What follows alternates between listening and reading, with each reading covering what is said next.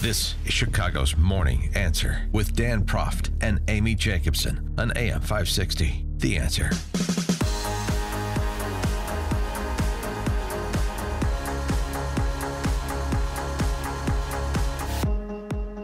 Good morning, Dan and Amy. We've established that pretending to be a capitalist hurt Hillary Clinton. Yes. And is the practice of mercantilism hurting President Trump. We'll get to the April jobs numbers in just a second, but Amy, in 1930... Oh, boy, here we go. The year you were born. Yeah. Right. I remember like it was yesterday. More than 1,000 economists penned a letter urging Congress to reject the protectionist Smoot-Hawley tariff. Today, along with the National Taxpayers Union, 1,100 economists around the country, including many Nobel Prize winners in the field of economics. Oh, my God. Nobel Prize winner doesn't mean anything anymore. I mean, Paul Krugman won one in economics. Bob Dylan won one for literature last year. No literature this year because of a sex scandal. Apparently, the head of the Nobel Prize is having some affair.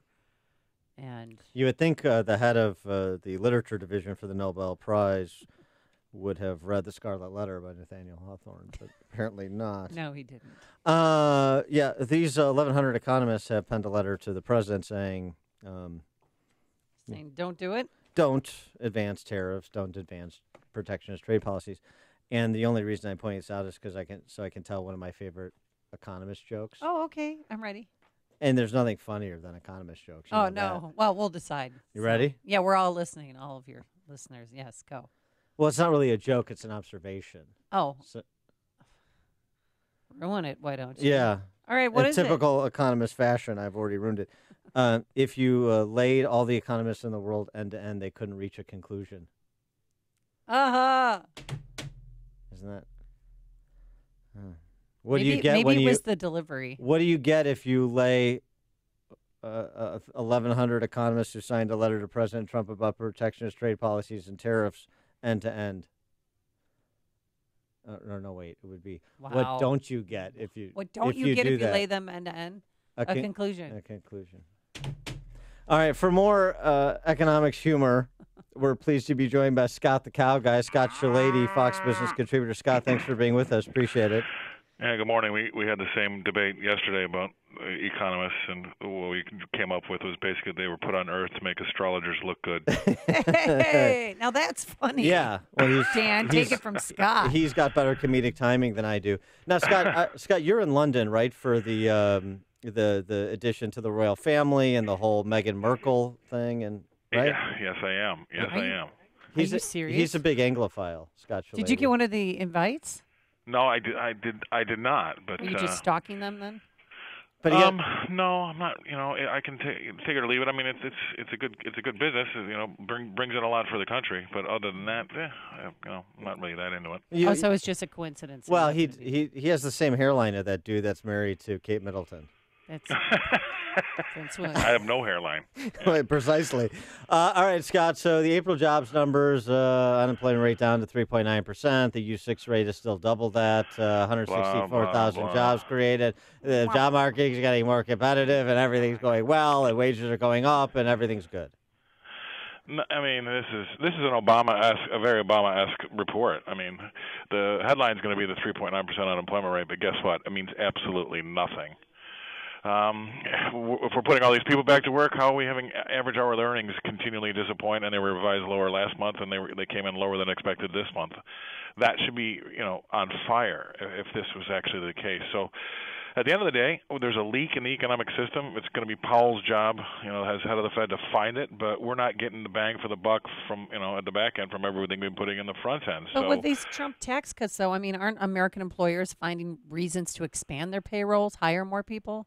Well, the American CEOs have gotten they have more confidence, but that's not coming through in some of these numbers. Number one, there are good economic indicators saying that there's some grassroots growth because of that, but it's going to take 12, maybe even 18 months for these tax cuts really to start showing themselves. So we're not going to get a bump within the first 4 or 5 months from the tax cuts. That's not going to happen. Well, that's going to be something that's going to take a little bit of time. And right now, everybody's feeling good about what's happening, but really, if you look at it and pull this thing over and take a look under the hood, there's not a lot different this year than, say, 4 years ago. So that's the problem. The new season of Westworld has started, and I'm wondering if you have a robot massacre of humans going on, and that's being underreported, and that somehow explains the ennui in the economy.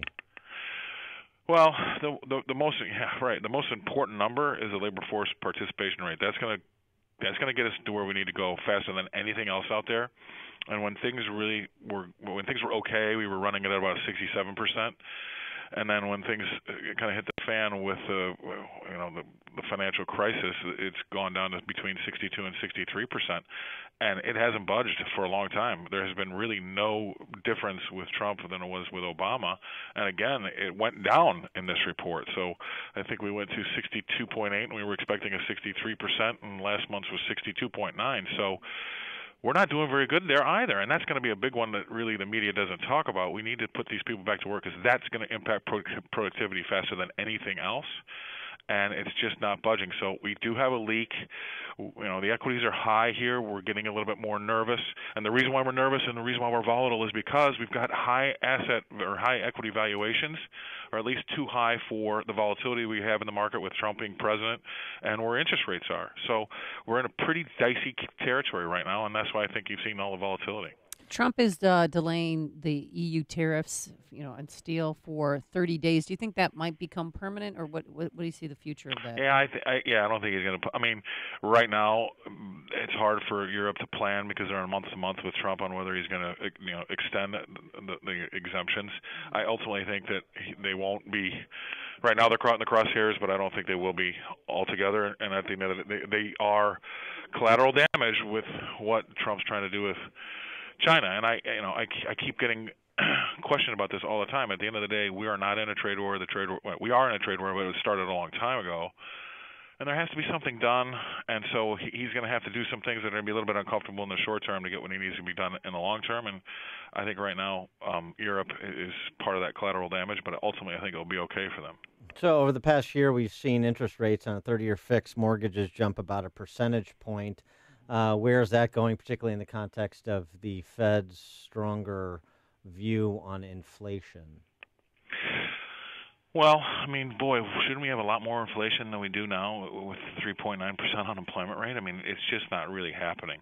And what we've seen happen with that 10-year rate you talk about, it got close to 3%, actually just got over 3%. But what really is more compelling is how the movement in the shorter dated, or at least the closer interest rate cycles have been. So 1-year interest rates and 2-year versus 10-year interest rates have really outperformed. And so we're seeing money leave the stock market to go into government-backed guaranteed paper that's yielding, say, 2.5%, because you don't have to worry about losing money on your stock.